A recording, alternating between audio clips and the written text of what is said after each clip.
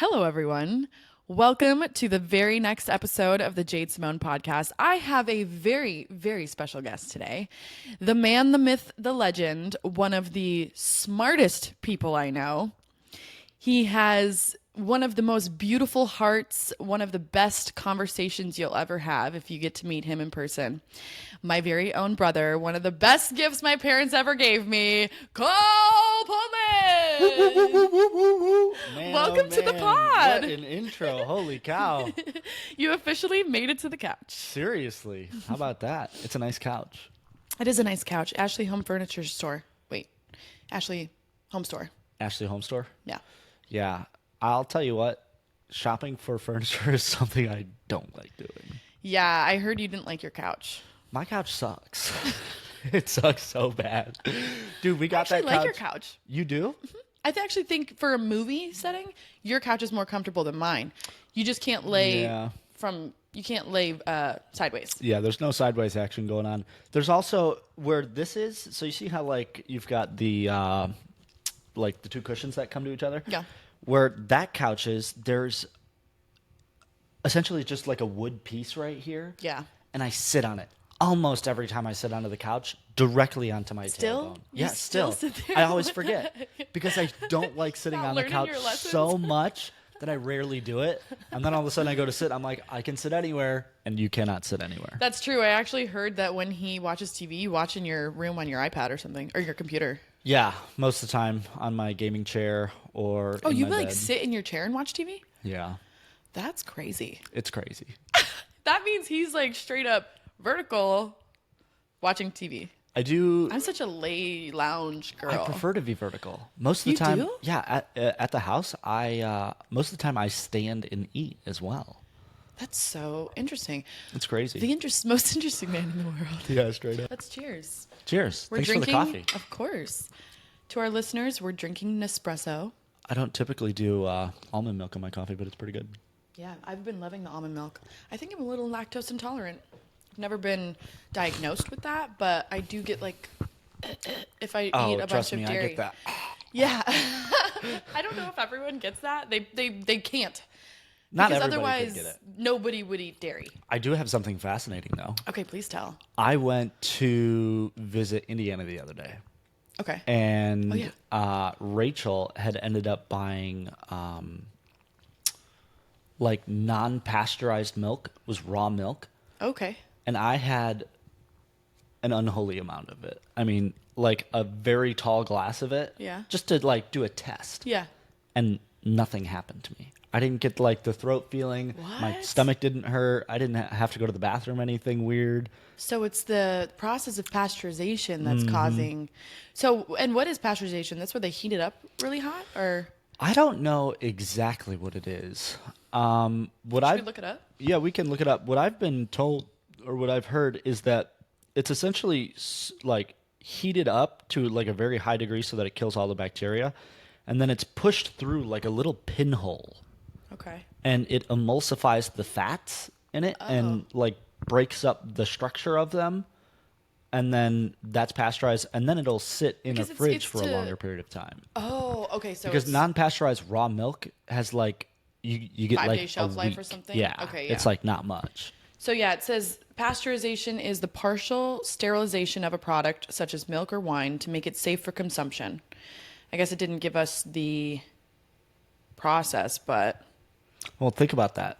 I You're think you're trying to take right, something though. that's living, right? Milk from. I mean, it'll grow a cow from a baby. Yeah. And you sterilize it. How could that be good for you? it's kind of surprising we don't drink breast milk. Can you? Can you imagine? That was more of a joke. It sounded so serious. Dude, could you imagine just a farm of ladies just getting Ladies breast are milk just all getting day? milked, like in Mad Max. Do you remember that Yeah. scene in Mad Max where they have like, there's just like that farm of ladies who Yeah. are getting titty milked? Have you ever tried breast milk? No, I haven't. Have you? No, I haven't been around many pregnant people. me neither. It's I just would like- try it one day though. You would? Yeah, why not? No, I would too. I mean, especially my own. You want to know something crazy? What? So the milk ducts on a woman's nipple, Yeah. if your child is sick and your baby's breastfeeding, your body will automatically add the nutrients and vitamins that your baby needs in order to heal your baby from being sick, and it will put it into the milk. That's so fascinating. What? That's crazy town. That is crazy. And I heard that, and I also heard that this girl on TikTok, his mom, she was like, you should be using your breast milk for everything. She was like, if you have an eye infection or your baby has an eye infection, put the breast milk in your eye. It'll go away. Like, what you're saying is so true. Yeah, like, Dude, you could put it that's on a cut. wild. You could put it on don't quote me on the cut. I'm pretty sure. She just said, like, for any ailment, you can use it. How about that? Yeah, I honestly can't wait till the day I have a baby. I'm totally okay with the timeline of things. Like, I'm However in long no it takes. rush. Yeah. But I do look forward to doing that. How many kids do you want? I want 3 kids. I loved The us. same 3? I loved 3. Did you not love 3?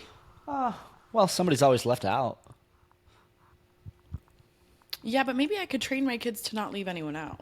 Don't I do also that. think it has to do with the age or the gender. Gender Because for sure. when But that's the problem is if you have either Two 2 of boys one. and a girl or Yeah. 2 girls and a boy. so maybe 4. 4 is 2 what I isn't want. enough. 2 is not enough. Yeah, 2's because not then enough. there's no third one to add in the spice. Yeah. Also, like, I am such a big family, like, events girl. Like, I want to have fun Christmases where Yeah. there's a bunch of kids running around. A bunch. You of know, them. like my kids. If you have 4 and I have 4 and Am has, let's just say 2, that's 10 kids. That is 10 kids. That's 10 kids. That's a lot of children. Because I've been waiting. that's a gang of children. That's a gang of children, and they will be a gang. Yeah, they'll be Because we grew up with our cousins, and it was the best. it was the best. It Yeah. was so much fun. So topic switch here. Okay. So Cole and Taylor, My TG, best buddy. they're starting a new vlog, a new whole thing, Yep. a podcast. Take it away. Is it called Hustlers Anonymous? Is everything called Hustlers Yeah, Anonymous? it's called Hustlers Anonymous. So far right now, we're just focused on doing vlogs and prank videos. Okay. The first vlog we did was the Tahoe vlog. I can't wait to see that. Yeah, it's going to be so good. There's so much good content Yeah. there. There was literally like 3 hours or 4 hours of total video taken. Wow. And we've got to chop it down to like 25 minutes. And then we've got some prank videos in the works. Hilarious prank videos. We just got to start doing them. I'm excited. Me too. Hopefully I'm not a prank. I'm on the prank.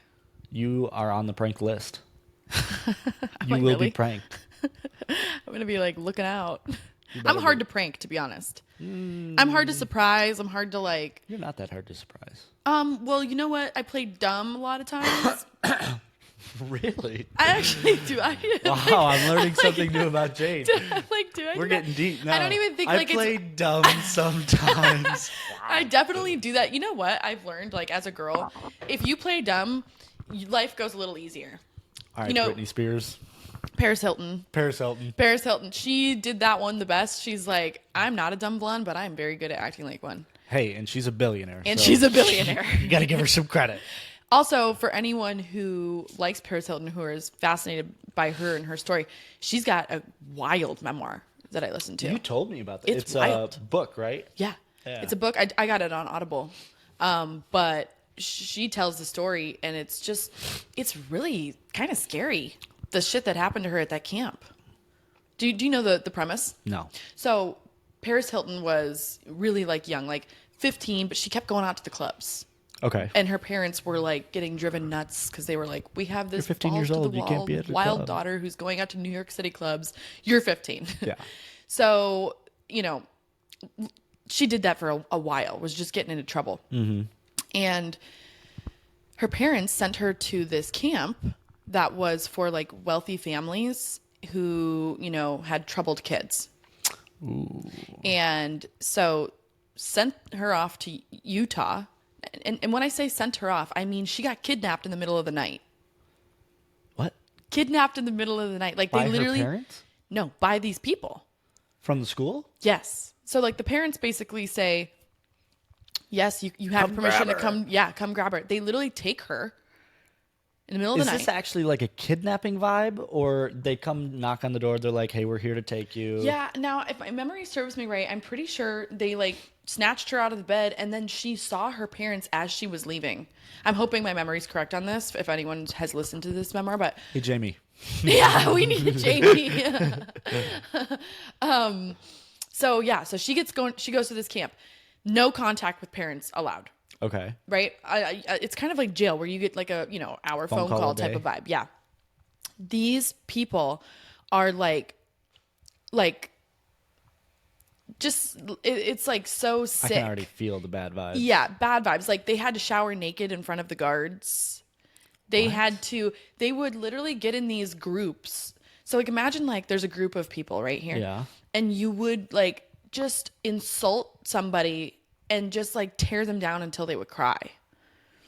What? Yeah, like horrific, like really bad This stuff. sounds She got like- thrown in like solitary confinement. So anyways, she tells her mom, like, and I'm pretty sure like they were intimidating her on the phone, like, don't tell your parents that this is happening, right? So she escapes.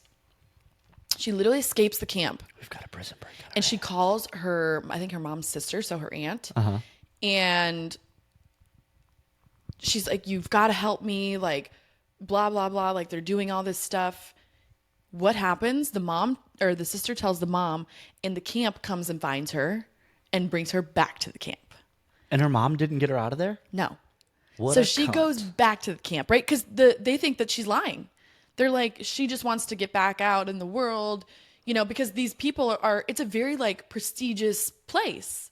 So there's this whole like power dynamic that Yeah. she's the little guy. She has no say, right? Yeah. That would I be think she such escapes an 2 or 3 awful times. feeling. An awful feeling. Get this, she Having no escapes power like that? again. Damn. And like good for her. She's like, I mean, the fact that she even escaped, like I think she got like one of the guards to like kind of like her a little bit, like she needed to go to the bathroom or something like that.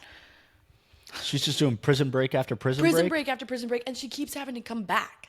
Damn. Yeah, so I don't even remember exactly how it ended, That's but crazy. super scary vibes. I should actually read that. That sounds You would love wild. it. Yeah, you would love it. And then it kind of goes into, so she gets out and she was just like, I am going to never, ever need anything from anyone ever again. Dude, isn't it fascinating that people that are put in the position of feeling powerless, they go full 180 and they're like, I will never be powerless again. Yes. And sometimes it winds up good because they have like a healthy vision of it, Yeah. what power looks like. And sometimes it winds up so south. So south. And then they just do the same thing that was done to them in order to feel the power. Ooh. And I think that part comes from how connected you are to like spirit. For sure. And God or the universe Yeah. or whatever. And if you can forgive people for, Yeah. what they've done to you. Yeah. Life is just such a weird dynamic all the time. There's Everything, so everywhere, much all at going once. on. Literally. Yeah. So much going on in everybody's lives. Yeah. That's mean- part of the reason why I'm really looking forward to having a bunch of different types of people on my podcast. Yeah. Because I think everyone has something important to say. Everybody does. And everyone's got a different perspective. People are so smart. People are so smart. Most of them. Some aren't, and that's okay. Actually, you know what? I take my little comment back. I think everyone is smart, and everyone is smart in very different ways. Agreed. It depends on how you grew up, depends Agreed. on what path you chose, or, that kind of I mean, thing. even think of it like autistic people typically are looked at as not that intelligent, but some of them, I mean, most autistic people have a wild intelligence for emotions. Like their ability to like feel love is way higher. Really? Yeah, it's I thought way that higher. autistic people were like really smart with like numbers and stuff. Well, some can be. I guess, yeah, like I have no Like idea. I don't there's even know some anyone who's autistic. like there's some autistic people that have like extreme talents in, painting, Yeah. music, numbers, math, memory, all sorts of different cool things. And I think that's where I'm coming from is it's like no matter what like gifts you don't have, you always have some really neat gift. I agree. It's really cool. Yeah, that is really cool. Yeah. Have you started reading the Gene Keys yet? I have. So the Gene Keys, I did my profile. Okay. And then Do you know what your top two are? I have it on here. I know that let me just look. For anyone who doesn't know what the gene keys are, the gene keys are almost like a code to life.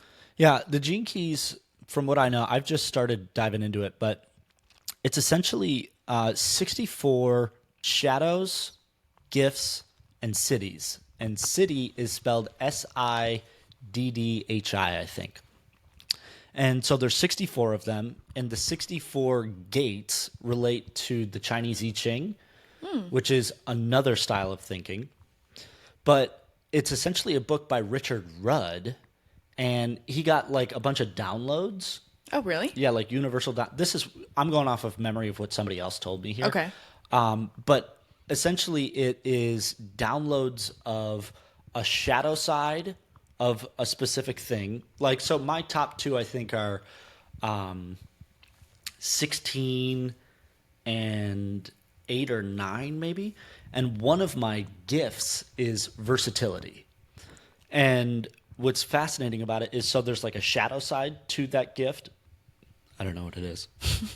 There is the gift itself, and then there is the city. And the city is like the enlightened version, like I guess just enlightened version of what that thing is.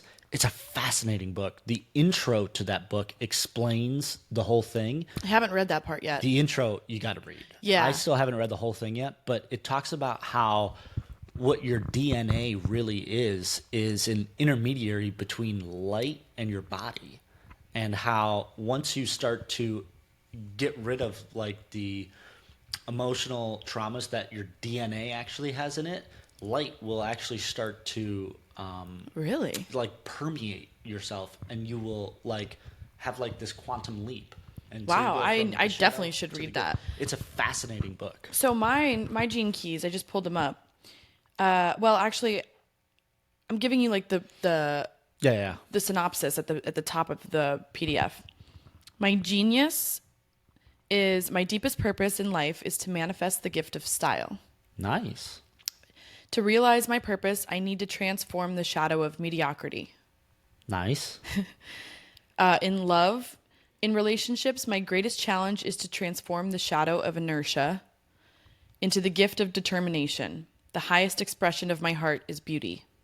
What does inertia mean? Inertia is related to speed.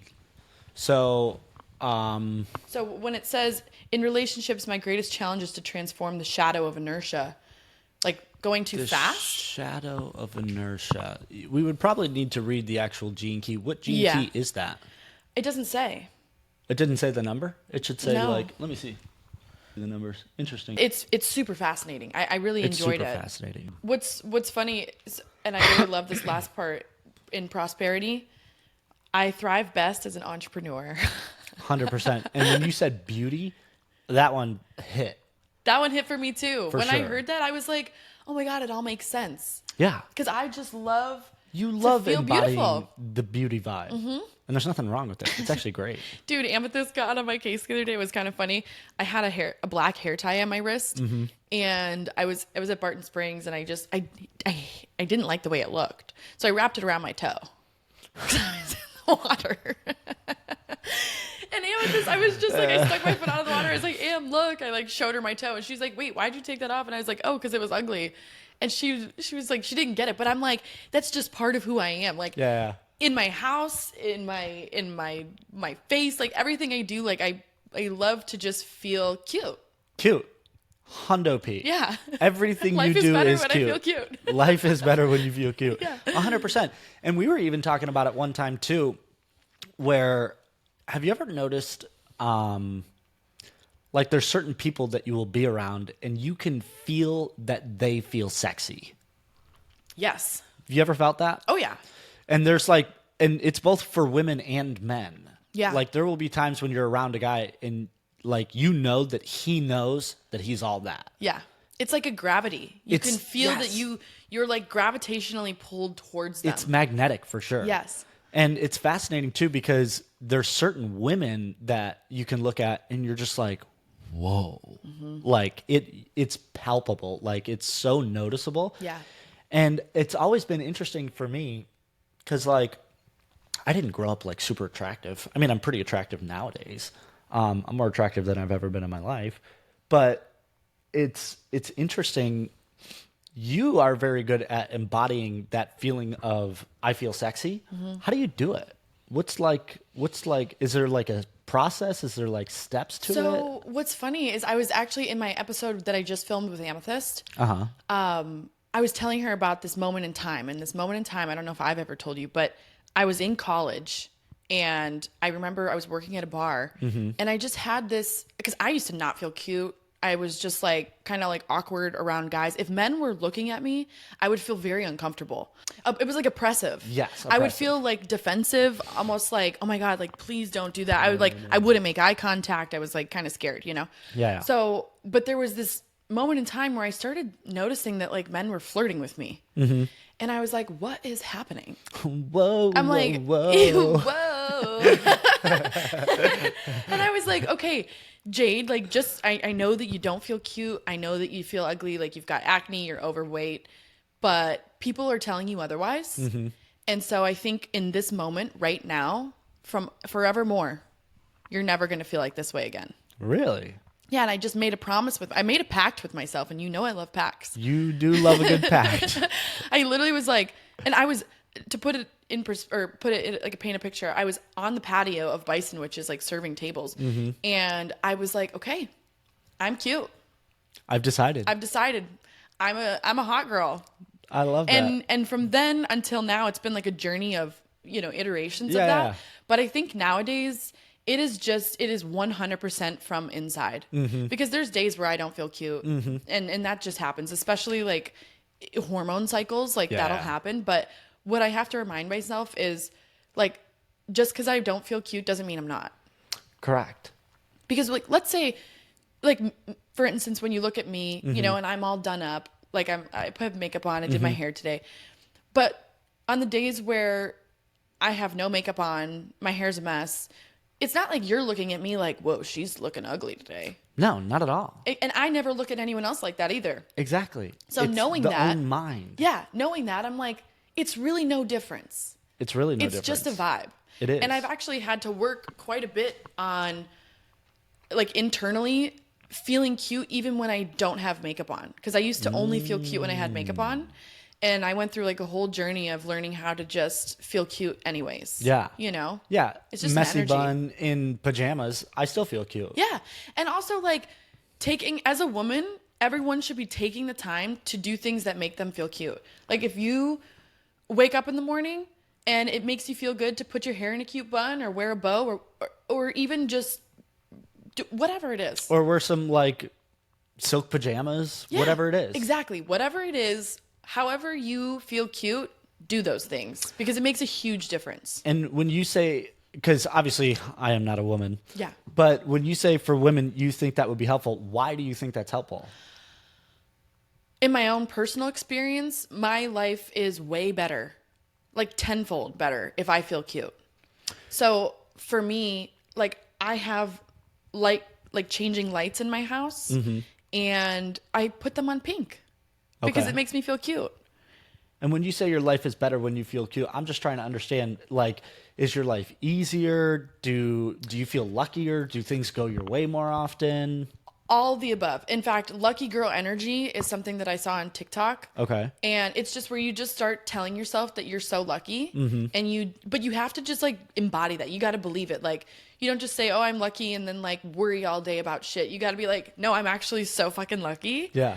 And just try it if you haven't tried it because you will not even believe all the random stuff that will happen. Well, I believe it. I mean, I have always told everybody that's ever asked me if I'm a lucky person, every single time I say I am the luckiest person you will ever meet in your life. I don't even care. I'm the luckiest person.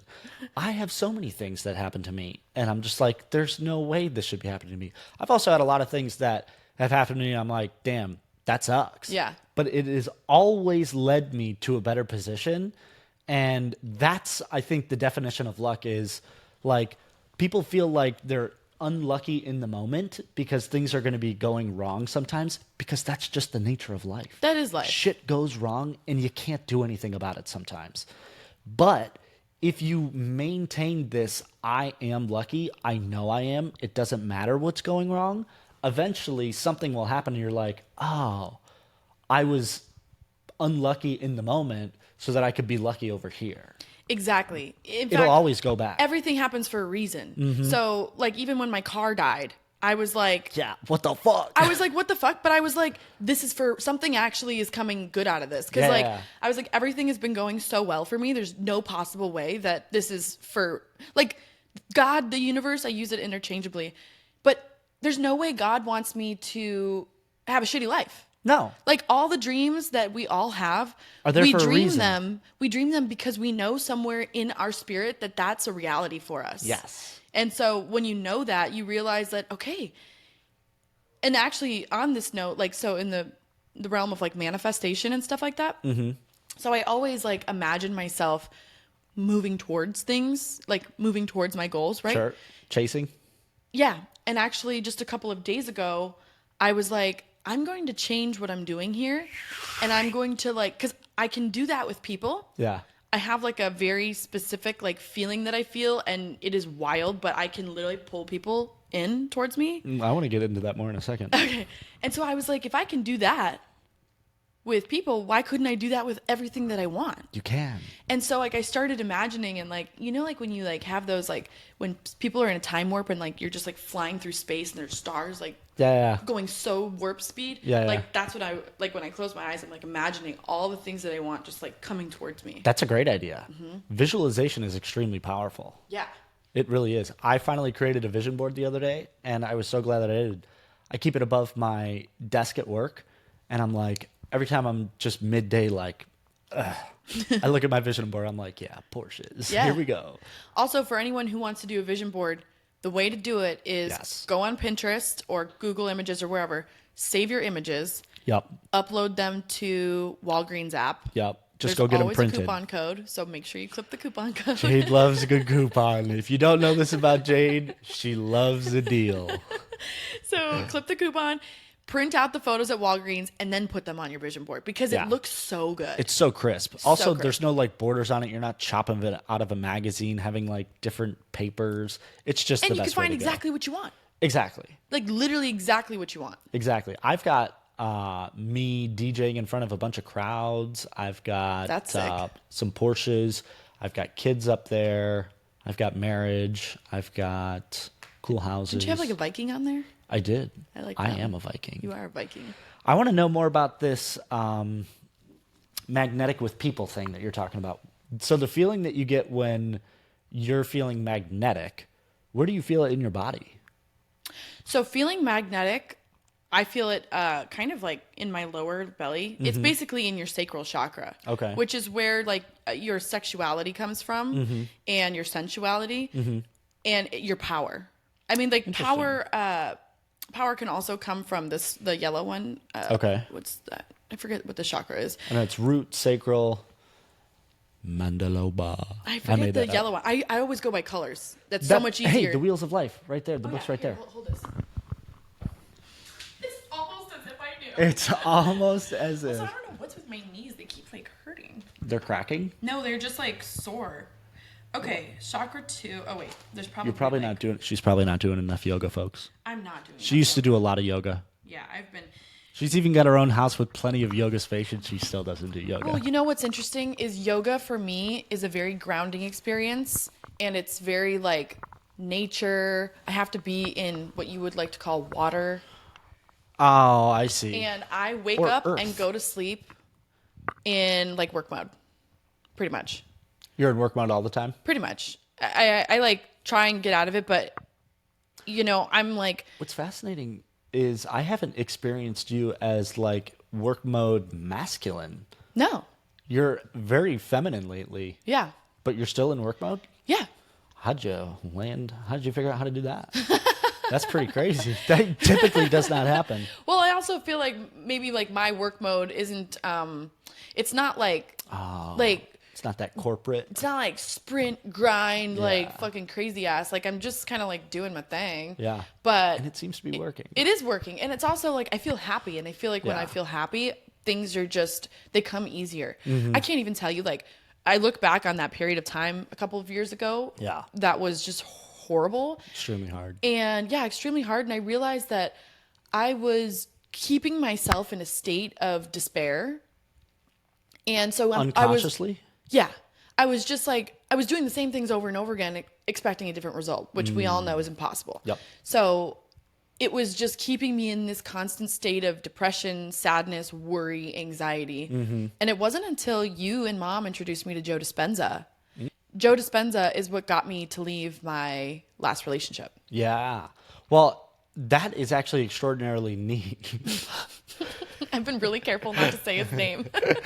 That is actually super funny. Joe Dispenza is kind of looks like an alien. Have you ever noticed?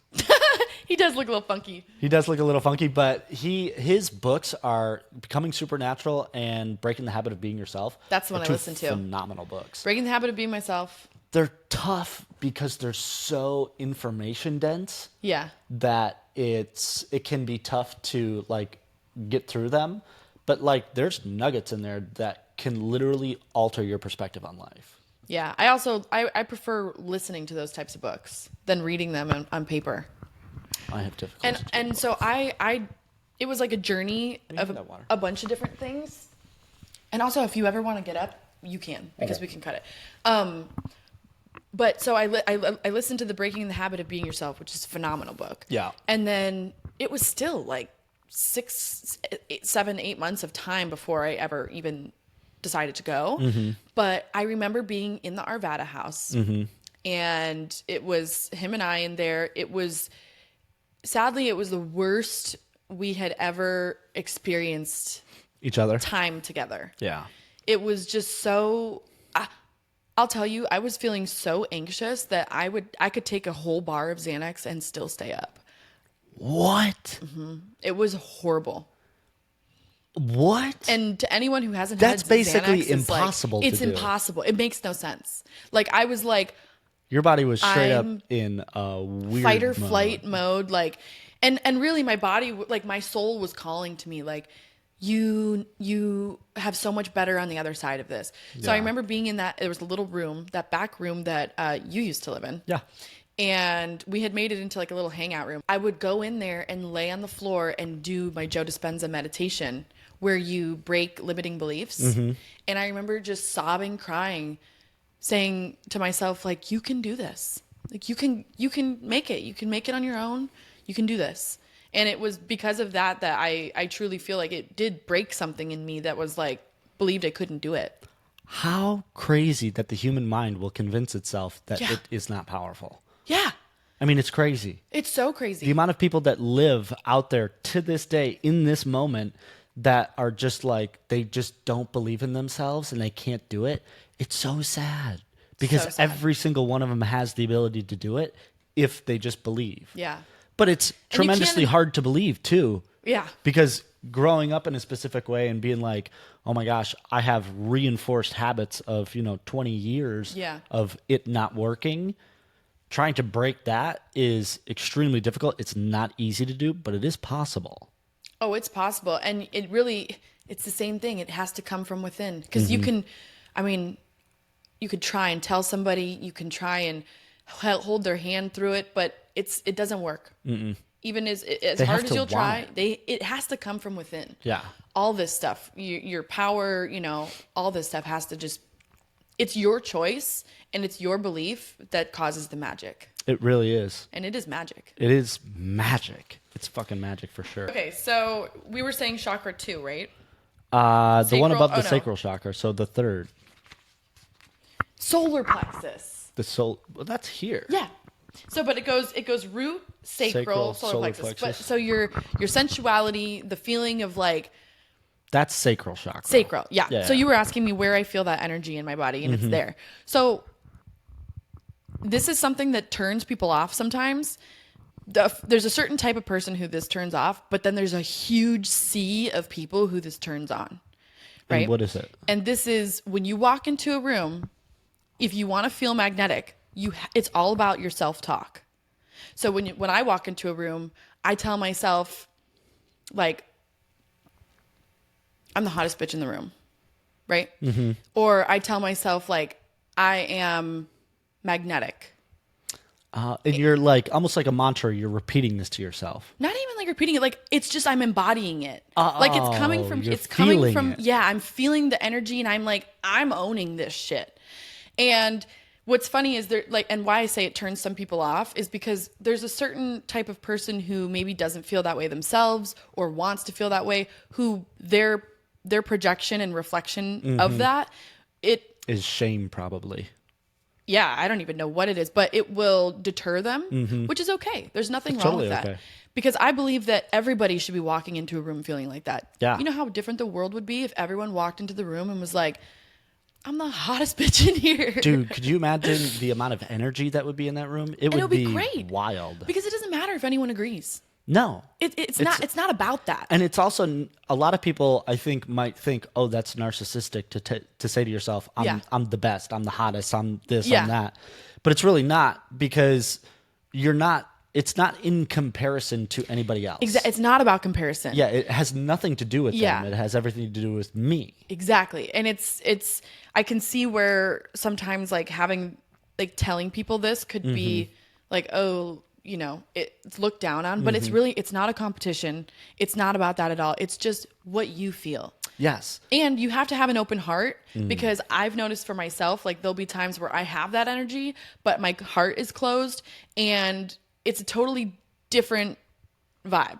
Yeah. For example, like there will be women that come up to you and they're like, oh my gosh, you're so like, you're stunning, you're beautiful, you're this, you're that. And sometimes you're able to hear it. And then other times I've seen it where you're almost like, there's like a wall and you're like, I don't know what to do with that. Really? That's so funny. Have you seen that recently? Because I feel like I've done a lot of work in that area. To be fair, I have not seen that recently. Okay, yeah. Because I know I used to do that for sure. Yeah, I was actually thinking about... In Denver? Maybe in Denver, or maybe the past 2 years, something like that. Yeah, because I definitely used to do that. I had a hard time just like... I'm somebody who I would have a really hard time being vulnerable with people. I've had a lot of really hateful experiences throughout my life where groups of people just are very vocal about not liking me. Even with this podcast, sometimes you get weird people. Also, weird people, crazy? If you're going to talk shit to my sister, you suck. So just know that. What's also crazy about the people who say stuff online is it's only men.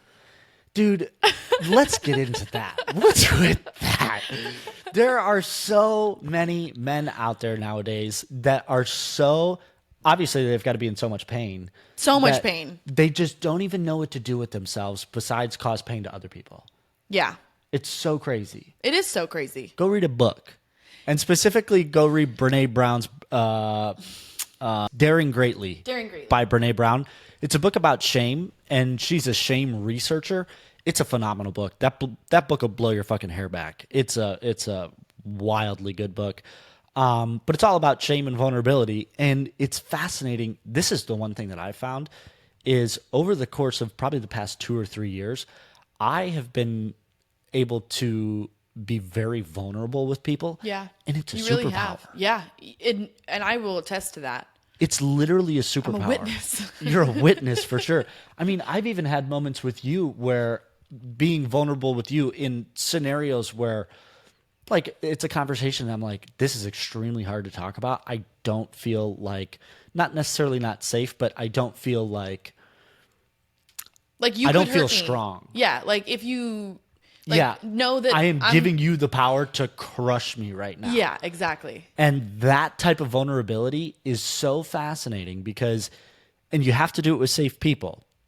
But if you can find somebody that's safe, which you are for sure, I will always tell you you're a safe person. When you allow them to see that vulnerability in you, it automatically gives them the ability to do the same in return. Mm-hmm. But somebody has to do it first. Yeah. And what I've found is it's giving me chills just thinking about it right now, is it's a feeling that I love because it allows me to feel courageous. I love the feeling of courage. It is an intoxicating feeling. I mean, so much so that I've pulled people out of cars that are That's crashed and so burning. interesting. It's a phenomenal feeling. And that vulnerability, when you have that, it allows me, and it might be different for other people, but it allows me to feel courageous on just like a daily basis. That's when so cool. you can be vulnerable with people. It's really neat. Cole did pull somebody out of a burning car off the highway. Yeah, it was in Austin too. Not too far from here. For some reason, I thought it was in Flagstaff. I guess that was so long ago. That was long ago. You know where if you go down 35 and you have Montopolis Drive? Yeah. It's right there. Oh, wow. On 35 it happened? Not on 35. Off the highway. Montopolis? Yeah. Dang. That's crazy. Okay. So I want to tell people this because I think this is going to be really helpful for women. Okay. Specifically. Because I think the male gaze can be quite oppressive sometimes unless you know this trick. Ooh, and I figured out there's a trick. Yes, I figured out this trick. Tricks. So the reason why the energy, like if you imagine like your energy's here and their energy's here, right? Okay. The reason why it's feeling oppressive is because of their energy, we're actually concaving, like we're going backwards. Almost like we're feeling trying to oppressed. get away from yeah, it. Yeah. So we're letting the energy go back, right? We're in defense mode. What I realized is if I stand in my energy and I pull that same energy that I feel when I walk into a room, like, and I'm feeling the best about myself, if I pull that same energy up throughout my body and I stand in my energy and don't waver, like there's no moving. It's just, I'm here. Like you're almost like you're an equal. Yeah. Right? You stand up and all of a sudden they're not so oppressive anymore. They're enamored by you. I believe it. So you change the energy from they're like leering at you, like, ooh, you almost feel like you're in danger, to, whoa, you're a woman. Like, I just love you. Like, and it's the coolest thing. I've done it in person. I've figured out the trick, and that's the trick. Okay, so let's say we're at a bar. Yeah. And you have, like, obviously, anytime we go out to a bar, there's always people looking at you. And for a long time, I know that's made you feel uncomfortable because there's that leering kind of like icky feeling that comes along with it. So what you're saying is you just stand there almost as if you could look me over completely. I have no flaws. I am perfect the way I am. Look all you want. I have no problem with it. That's the type of energy that you embody. Yeah, I actually even turn it into, like, for me specifically, I turned that into energy into, I know you want this, but you can't have it. And so it's almost like a game. I'm realizing that life is all about energetic games. It's just a bunch of energetic games. And if you can figure out what plays you like to play and what works for you, it is super helpful. Exactly. That's exactly what we were talking about at the beginning is, and I'm just thinking from the male perspective, but there are certain men that you're around and they have that energy of, I'm the boss. I'm just the coolest. I'm just me. And that's just is what it is. And you never hear them say it.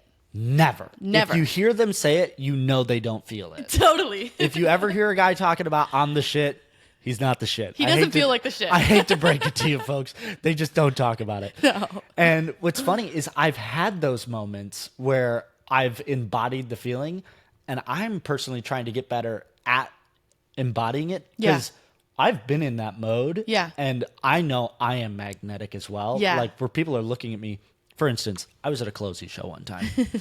And if you give me drugs, I will just be fully me. Yeah. Just fully me and have a great time doing it. I'm at a closing show one time. I'm dancing my ass off. I am tripping sack. And you know how, like, when I dance, I do like those goofy moves and different things like that. Yeah, get low. So I'm dancing, closey's on, and I start looking around and like catching eye contact with people.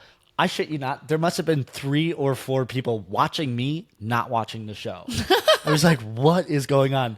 Then I started doing this thing where I started getting them involved in the dance, like energetically pulling them towards me. And like join in. Yeah, come have fun with me, come play. And dude, it was electric. All of a sudden, everybody I around love me was that. having a blast. I love that so much. And It it's was so so much true, fun. especially when you can invite people in. It's like people want to feel that too. Exactly. And by you having that feeling, you gave them permission to also feel that way. Exactly. And I think this goes back to your point where it's like the ability that you have to feel in your power, which is what you're talking about when you're standing in front of whether men or women, just being like, this is me. Yeah. It's not, there is no comparison of you being better than somebody else. No. In fact, when you're in that space and you allow other women to be in that space with you, it's actually a gift to everybody. Totally. Because it allows all of the women that you're around to feel like that's okay. And it allows the men to appreciate the beauty. Yeah. Without it being like, because I know from the man's perspective, there is certain times where you'll look at a woman and I'm not leering, but I feel like she feels like I'm leering. Oh, You see what I'm saying? interesting. And so, but there are women like where they can stand there and you could just catch eye contact with and just like mentally share something with, and they have no problem with it. Yeah. And it's because they feel they're comfortable. Exactly. If you can get to a point where you feel comfortable in your skin, because here's the thing about feminine energy is it's beautiful. It's It stunning. it is made to be admired. Yes. So if you want to feel feminine, if you want to feel in your power, you have to be okay with being seen. Yes. I agree 100%. And that is where there's like those women of history that, you know, have beauty that goes beyond like the realm of like even thought. And I think that's where it comes from is it's like there are all sorts of women of all different body types that are extraordinarily beautiful. And all that it takes is them standing there in their power, knowing that they are beautiful. Exactly. For everyone to be like, wow, you are beautiful. Yes. Because it's all about the energy. And it's all a reflection. Whatever you're feeling inside, it's going to be reflected out. Yes. And what's interesting too is as a female, I mean, God, all you have to do is open your phone and you're going to see 1,000 beautiful women running and gallivanting on the internet. And What a good word. there's no way around that. So I have never had a problem. Like I witness a lot of women compare themselves to other women, and I don't do this because it's a lose game. Yeah, it is a lose. And if you can refrain from comparing yourself to other women, you're going to be so much happier. It's hard to do.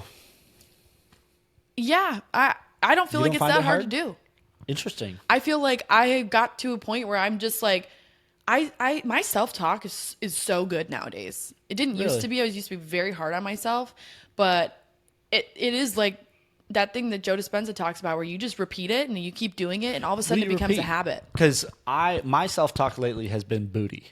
Yeah, and it makes all the difference. It does make all the Like difference. I talk to myself, I probably sound like a lunatic to some people, but I talk to myself constantly out What are you loud. saying?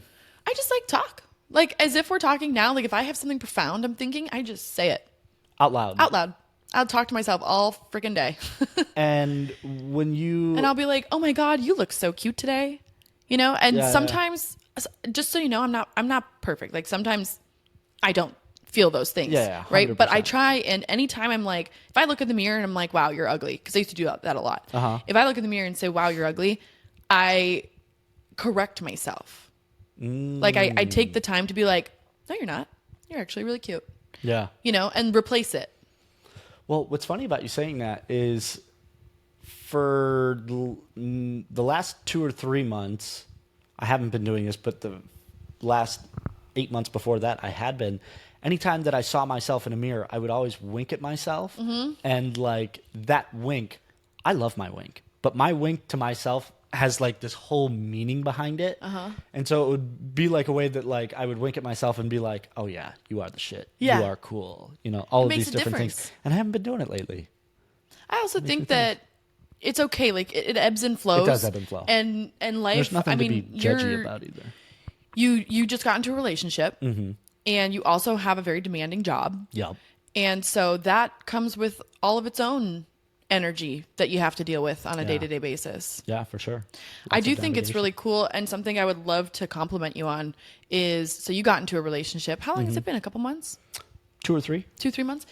what I really loved is, and being able to see it, is you hold a very masculine space for her. And you like hold that space.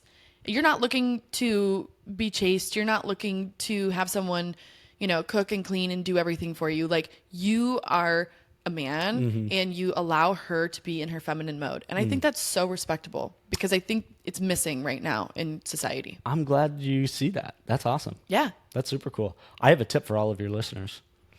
So this woman and I, she has some different things that she's found challenging over the years, just like everybody has. Yeah. Okay. And for my perspective, when I show up as a partner, my goal is to show up as best as I can. So for me to show up, I was telling mom and dad about this the other day. For me to show up, I need to know what's going on and how I can support you, not how I can fix it. Because a lot of the times with the feminine energy, they don't want it to be fixed. And that can drive men crazy sometimes, because it's like, let me fix this. Yeah. I know how to fix it, or I know a step towards fixing it. And most of the time they don't want it to be fixed. And that's okay. Yeah. And I think the first step is realizing that part of the healing process for them is that it doesn't need to be fixed. Right. It's just is what it is. So we came up with this thing where there's essentially 3 different sayings that she can say. There's, I need you, I feel fluffy, and one more thing. But the I feel fluffy one is fantastic. Yeah, what does that mean? I've never heard this before. So I came up with this strategy on the spot. So essentially what happens is certain times around her time of the month, around those hormonal times, she'll look in the mirror and she'll have degrading thoughts about, I don't feel sexy. I don't feel like I look good. I'm bloated. I look fat. I mean, we all women have that. Yeah. Exactly. All of those things. And I was like, okay, well, obviously, for me to show up for you and for me to love you, my goal is to not tell you that those aren't true.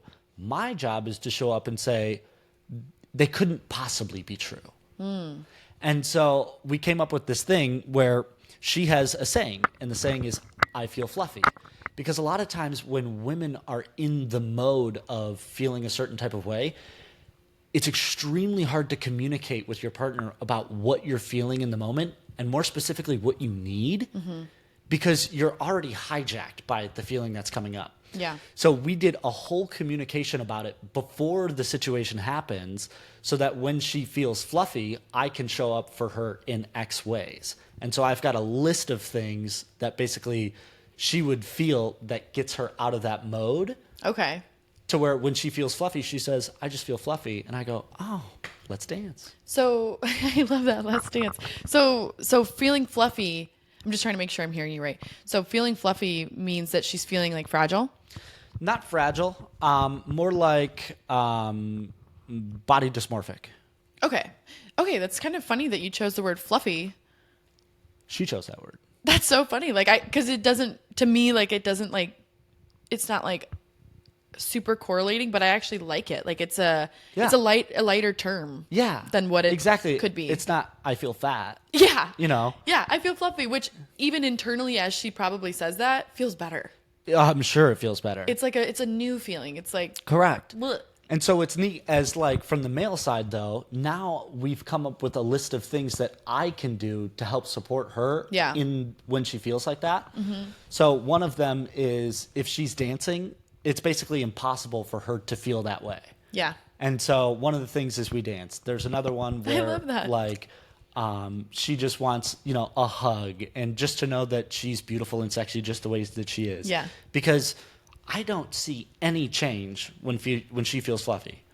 It's not like all of a sudden, she weighs any different and she looks it's different. It's a mental thing. Also, I was telling you earlier, so I'm currently in my luteal phase, which is I'm going to get my period soon, and so when I woke up, I was just in a bad mood, and I literally had to Jade, you got to get your shit together. We're doing a podcast today. But it's so interesting how the feminine or the female hormone cycle, you just hit this 1 week. It's pretty much a week period where things just seem harder than they should. And it makes no fucking sense. Nothing's changed. Nothing's changed. You'll get bloated for sure, which is super annoying and makes you feel like you all of your time working out is wasted. It's just like nothing's going right. And it's so weird because you can't even help it. But if you pay attention to your hormone cycles, and I think it's as people on TikTok have been more like Vocal talking about about it and educating people, it's so great because then you're like, oh my God, I'm just in my luteal phase. The world's not falling down. The sky isn't falling. We're not about to drop off planet Earth. Like, everything's fine. Yeah. You know? Wow. That would annoy the hell out of me. Dude. And that happens every month? Yep. Where every there's a month. week? So you get 3 weeks off, 1 week on for your whole life. That's Yeah. crazy. For your whole life. And what's interesting about getting a period, and I think this is probably similar for most women, but as soon as I get my period, then those effects stop for me. Interesting. I So know it's a lot the of week people. before you get it's your the week period. before for me. What the fuck? So you get a week of essentially despair. Then you have a week of being on your period, which is hormonal and cry vibes and Sensitivity. And then you essentially get 2 weeks off. Yeah. You feel like an unstoppable being on those 2 weeks off. What's interesting though is if you eat healthy and you exercise and you take good care of yourself and you know these things, I don't have too much despair. I just want to say but if you aren't taking care of yourself or you're drinking a lot or you're just like, not taking care of yourself, you will have a harder time.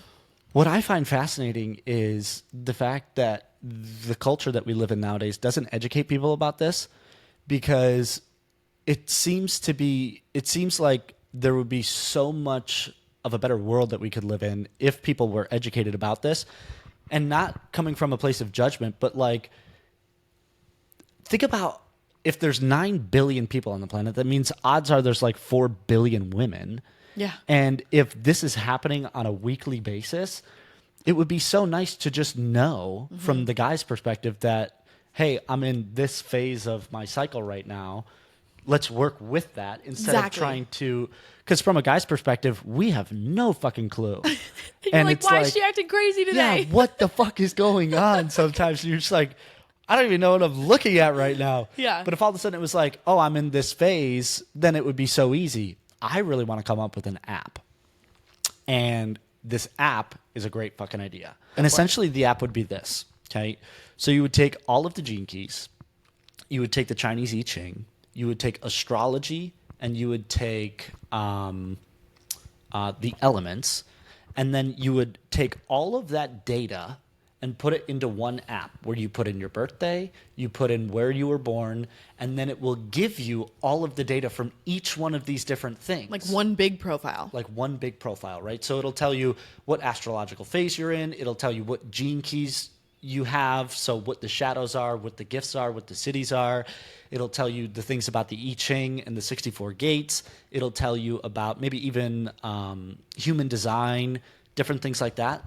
But this is the magic of the app, is anytime you're going into an interaction with another human being, like a podcast, for instance, you would put in their birthday, and then you could read all of the astrological basic things about them. So when you come to the conversation with somebody, you're already educated on a fundamental level of energetically who they show up as. Yeah. Because and it's wildly accurate. It's wildly accurate. Yeah. I don't care if you believe in it or not. That's up to you. Especially the gene key. I was like blown away when I read It's my wild. profile. So if all of a sudden you had all of that data and it was easy to synthesize, essentially you could show up to a conversation and be like, just put in their birthday, put in the data, and then you could show up to somebody's podcast and you already know that, their gifts are versatility and communication.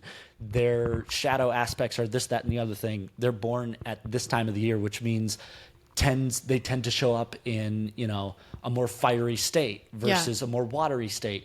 So you can automatically come to a conversation with an internal knowledge of who somebody is, which will then allow you to mold your communication style to them.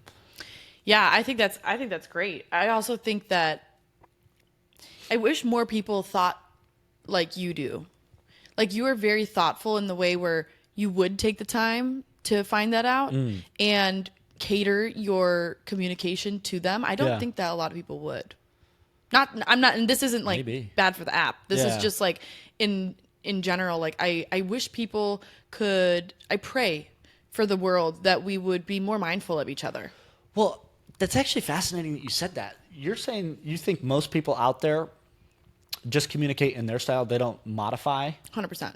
Really? I think that there's a few people out there, like, I think out of 10 people, 2 to 3 are modifying the way they communicate based on who they're talking to. I think most people just do them, and they kind of just bulldoze through life like that.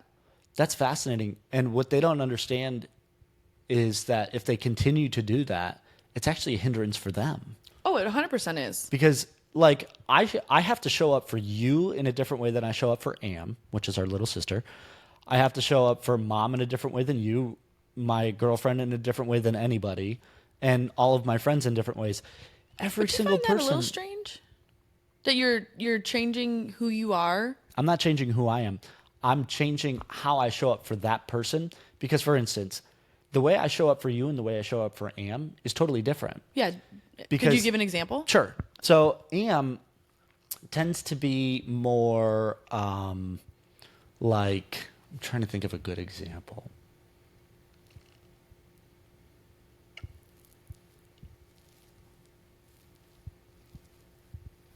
I'll put it this way. I'm going to take Am out of the example. Okay. We'll talk about my buddy Zach. Okay. If I have a conversation with Zach, I know it can be very direct. I know I can say exactly what I'm thinking. Oh, I see what you're saying. And without him taking it personal. Okay. Okay. Because he's very in his mode and he can take, you know, a certain level of directness without it hurting him. Yeah. Like that's how he communicates. Exactly. So yeah. But then there's other people like you, for instance, where if I was that direct, it could potentially hurt your feelings. And Wow, so that's so funny because I feel like I'm that way. you are very direct, but it's a different level of directness. I see what you're saying. Where I have to show up for you in a way that's direct, but not like, this is where I'm at, this is what I think you're doing wrong, and this is what I think you need to fix. Mm-hmm. It's more like, hey, you know, this is kind of what I'm seeing. You might want to take a look at it, and you might find some value in that. It's just, it's... Rather than being like, you're being a bitch. Exactly. Because there's some people that, you know, the way that they communicate, somebody saying them, hey, this is fucked up, you shouldn't be doing that, they can take that. Yeah. And then there's other people, if you say that to them, they will crumble. Yeah. And they it will is have a very very hard interesting time. how different people are. And people really do be taking things personal. They really do be taking things personal for I run sure. into that a lot with Amethyst myself because I am very direct. And I enjoy being direct. I think life, I mean... And there's nothing wrong with being direct. No. And there's also, like, if you do the DISC test and, like, the assessment, like, everyone is different, like you're saying. Yes. Some people can't even fathom communicating directly. That's just kind of how they were wired. That's just not their vibe. Yeah. They're Exactly. just totally different. Now, I feel like those people drive me a little crazy sometimes because I'm like, I'm not a mind reader.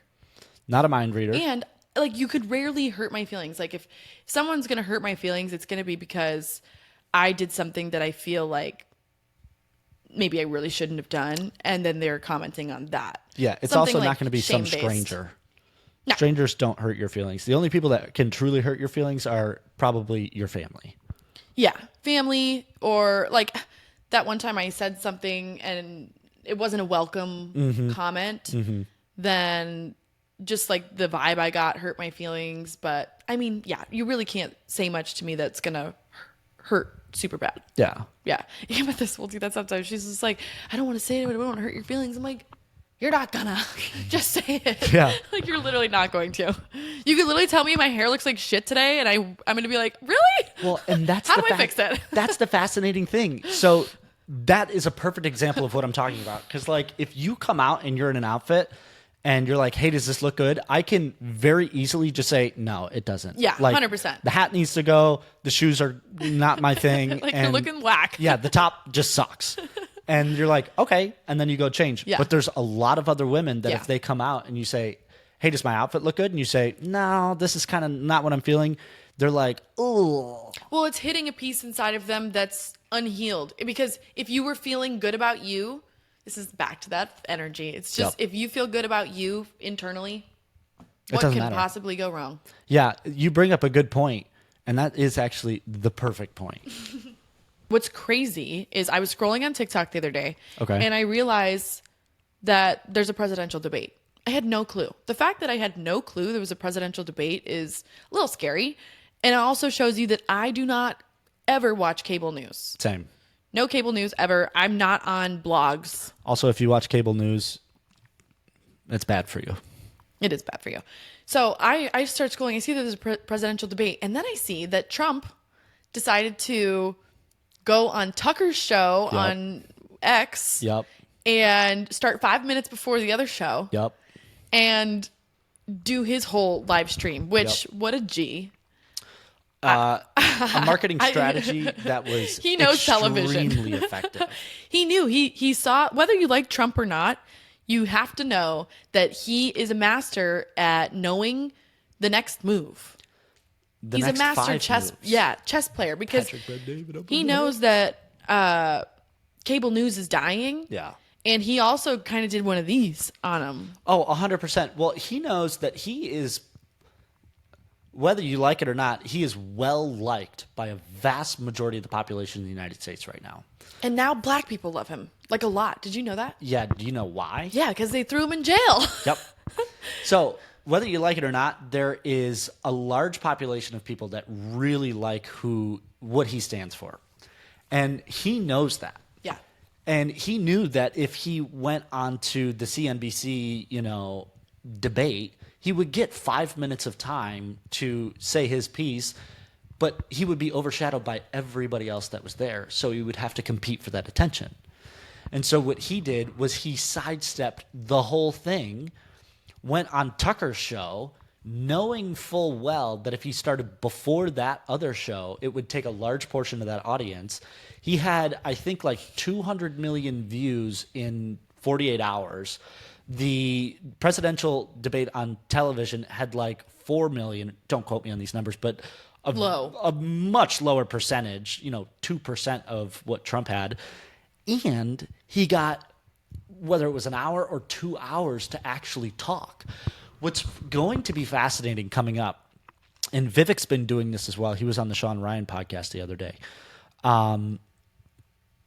Presidential candidates that are actually good at what they do, that are good at marketing, that want to show people what their actual ideas are going to stop going to cable news because it's so ineffective. A lot of the topics that people talk about nowadays are so gray. Like there's so much nuance to them that having a 5-minute debate about immigration on the border is impossible. And it goes nowhere. It goes nowhere because nobody can actually say what they're wanting to say because there's literally not enough time. It's going to be fascinating, this next presidential election that comes up, because Trump is already doing the podcast route, which means that it's only going to get more like that. Mm-hmm. We're going to have some great podcasts that comes out, I think, from both sides, potentially. For sure from the Republican side, because you've got Vivek, you've got Trump, you've got... those are essentially the only two I know. Wow, so you're thinking that they're going to be on a podcast? They are definitely going to do that route. I never because even thought that. It's all about the numbers. Where can they get the most exposure? Where can they get their ideas to the most amount of people? Yeah. It's not CNBC. No. What's going to be fascinating to see if the Democrats do it. Because they tend to shy away from long-form debate because, and I'm not talking trash about anybody who is a Democrat. Yeah. I have no, ill will towards anybody in this world. But that style of thinking tends to be done prematurely, where they read off of teleprompters, they read off of a script, and so they're typically not prone to doing long-form content. And I think it frightens them because they're not quite at the level that, like, Vivek is. Do you know who that is? No. Okay, so I swear he's like an AI. What? He is crazy smart. Really? Yeah. He did an episode on Sean, I believe it's Sean Ryan's podcast. Is he running on the Republican side? Or who I don't know he? if he's an independent or if he's a Republican, but he is Multicultural. I don't know if he is Indian, Pakistan, something like that. Definitely an American. Almost sounds a little bit like Donald Trump in the mannerisms. I wondered if he has taken the things that he's seeing that Trump does well and modifying him to himself. Wicked smart. I mean, he's got to be 35. Super smart, super cool guy. Oh, and then you've got Robert Kennedy, which Like an actual Kennedy? Yeah, it's John F. Kennedy's nephew. Oh, wow. And he's probably like 65 years old, but he was on Aubrey Marcus's podcast. No way. And Aubrey Marcus is like, he posts about him pretty frequently. Aubrey Marcus thinks that Kennedy could be like a really good leader for the world, but he's older. He sounds a little bit. Who are those people with the voice boxes? The fake voice boxes? The smokers? Fake voices? Oh, yeah. I don't know what they're called. You know how they sound. They sound like He that. sounds like He that. kind of sounds like that. Oh, no. Which is Bad not for public speaking. bad for public speaking. Bad for podcasts. Bad for podcasts, and not necessarily right or wrong. I just don't think that level of, I'm going to call it a disability, is what people are looking for right now. I see. I think he's got great views. I think he has got a lot of great things that are going for him. Yeah. But I think that is going to turn people off in a way that I don't think it necessarily should, but I think it may. Biden fucked things up so bad that, like, the people who were voting for Biden have now, like, just decided, like, whoa, this is so not working. We need to go in a different direction here. Like, It's majorly. frightening. It's pretty bad. Also, like, what the fuck? He can't even speak. I get so irritated. I'm like, why is this man representing our country? Like, this is a joke. It is a joke. What I found was fascinating too is they tried to impeach Trump at one point for mental instability or like because he was older. And then they bring in somebody like Biden, and I'm like, dude, And the he's dude literally can't even geriatric. string together a sentence. Yeah. Like, and it's not like one time, it's not like No. 2 times. You could probably make a 2-hour video Of gibberish. of just gibberish, 30-second clips of gibberish that he said. I And actually I'm like, love those videos on TikTok. they're hilarious. Where you're just like, what did he just say? That makes no sense. No sense. And then you get into all the conspiracy theories. If you look at Joe Biden's face nowadays versus what he looked like back in like the 60s and 70s, his Way different. earlobes are detached and now they are attached. His whole face structure looks different. He used to look way more, he looked like a handsome guy. Yeah. And now he's just like totally different. Well, totally different. And I'm talking about like the actual features of a face that are unchangeable. Yeah. And I've I'm seen like, that. yeah, Where and you're it's like, okay, you're clearly a different person. either clearly a different person, a clone, a fucking, another person with a mask on. I really don't know. You know what this makes me think of? And I don't know if you've seen the new Black Mirror episode called Joan Sucks. I did see that. And it made me The realize. TV show one, right? Yeah. Yeah. And it made me realize, like, we're going into a dark era where deepfakes are going to be very prominent, and it's going to be really hard to differentiate what's true and what's not. And I think it's gonna, I mean, propaganda will be at an all-time high, I would assume. I think it has the potential to actually be a really neat thing because, You don't think that it's a danger? oh, for sure it's a danger. But I think what's going to happen is it's going to become dangerous. And then people are going to say, that's scary. And then they're going to go into their little communities. Because if you can't Trust each other. Yes, if you can't disseminate information on a trustworthy basis over mass scale, Yeah. people will naturally minimize the scale in order to feel safe. That makes sense. Because everybody's goal is to just feel safe. Yeah. And so if they feel as if the information that they're seeing is not safe, what they'll do is they'll take it from online and they'll start doing in-person things again. So I don't necessarily know if it's going, it'll be a scary time for sure, because there will be a portion of time that we'll go through and it'll be like, whoa, this is fucked up. This is weird as fuck. Yeah, well, because you could make anyone do anything. Exactly. And that's a little frightening, because you could be like, oh, this person killed the president, and it might not have been them. Correct. And so I think what's going to happen, and this is just my thinking, I mean, I'm 27 years old, I basically know nothing, is it'll go from that, and then people go, well, fuck that. We'll just do our own little community. And hopefully it will build community again. And I think it will. Because our culture needs that. It really needs that. I feel like Hispanic culture is really good at that. Yep. So are like the Black culture. They're really good at tight-knit communities. Very all tight-knit hanging out with each other, Yeah. having barbecues. Like, that is cool. It is cool. I wish we would do that more often. Actually, we've done it somewhat here, but it's different. Different for sure. And their community is like a larger community. It's like neighborhoods. Mm-hmm. It's like remember when we did block parties? Yeah. So fun. I don't even know of any. When was the last time you heard of somebody doing a block party? Well, we also don't know neighborhoods. Like, we're not in neighborhoods with kids. Yeah, but I mean, I don't know still, people with like, kids. I mean, when was the last time you went out to like a bar or struck up conversation with anybody and anybody mentioned a block party? Not that people should be mentioning it, but Well, I also, like, that's what I'm saying is, like, the people we're around yeah, you bring up a good aren't point. really parents yet. Yeah. You know, we know of a couple people who have kids, but it's not like an everyday basis that we're hanging out. True. Even Crystal was saying she really wants to move from their beautiful place on the lake and get into a neighborhood so that the kids have friends to hang out with and they can do block parties. We should do block parties. We should definitely do block parties. Hundo P. Yeah. With our 10 children running around. Yeah. I'm so excited to have kids. I really am. Same. Kids are going to be so much fun. Mm-hmm. You're going to be a great mom. Thank you. You're going to be a phenomenal mom. Thank you. I'm really excited to be a mom.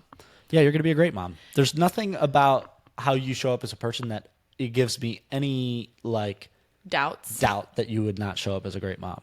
Thank you. I actually have this dream of when my kids are in school, or I mean at any age, but I really want to like get the parents together. I've always had this dream. This is actually kind of funny. I want to get all the parents together where we kind of create like this club, and it's like each, like maybe twice a month, each parent set, or, you know, if it's just the mom or the dad or whoever, but like we all go to one person's house and they like teach a life skill. That's a great idea. Because I think that school doesn't necessarily teach you life skills a lot of times. And what better to do it in a community setting where everyone knows something different. Yeah. Well, this goes back to what we started the podcast with. Here we go. Back to the beginning. What a good way to end. Is what you were saying at the beginning is every single person on this planet has a talent. Everybody is good at something. Yeah. And it doesn't matter if you're famous. It doesn't matter if you're not famous. It doesn't matter if you're the PTA mom. Yeah. Everybody has a talent. And I think that's what this podcast is going to be really, really good at showcasing, is you meeting people out and about, because you are already doing that. Yeah. Finding the people that you feel like you want on the podcast, whether they're famous or not. Yeah. And having them on here to talk about what they love, what Yes. they're really good at. And I think this podcast is really going to open people's eyes to famous people are cool. Yeah. That's great. If you want to, like, you know, be famous, go be famous. But it's totally okay not being famous. You still have a tremendous amount of value. And in fact, Equally as important. equally as important. And you have just as much to say, and it means just as much. Exactly. It hits with the same gravity if given the platform to let it hit. Yeah, I agree. Okay, so as we hop off this podcast and we close this out, I want to open the floor to you to share a piece of wisdom that you have or that you've learned over your lifetime, and share with our listeners a piece of wisdom. A piece of wisdom. I think most of my wisdom comes in the realm of like communication. And I would say one piece of wisdom that I would really like to give people, especially for people in relationships, is pre-communication. Pre-communication? Yes. Like the example I was telling you about earlier, communicate about what you need in a moment before the moment happens, so that when the moment comes up, you already know what you need. You have a game plan. You've got a game plan. And that's really allowed me to show up in a way that's extremely helpful, extremely caretaking, and healthy. So pre-communication is number one. The second thing is you have to start modifying the way that you speak to people in the way that they can hear it best. Because not everybody's the same. Yeah. I have to show up for different people in different ways. And if you want your message to land, you have to show up in a way that they can hear it, not in the way that you want to deliver it. So that would be number two. And then I think my third point of wisdom would be, and this is in reference to safe people, because not everybody's a safe person, and you're going to have to learn how to find safe people. It's a skill. But when you can start noticing that people are safe to share things with, if you allow yourself to be vulnerable and dive deep, it will blossom into relationships that are phenomenal. Really, really neat. And a piece of wisdom inside of that would be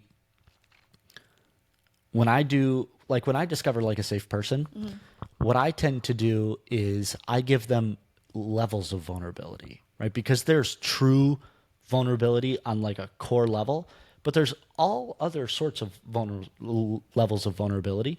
And so when I am in a new relationship with somebody, I give them levels at a time. And I see, can I trust them at this level? Yes. Can I trust them at this level? Yes. Can I trust them at this level? No. Okay. So you know the depth. And there's nothing wrong with that.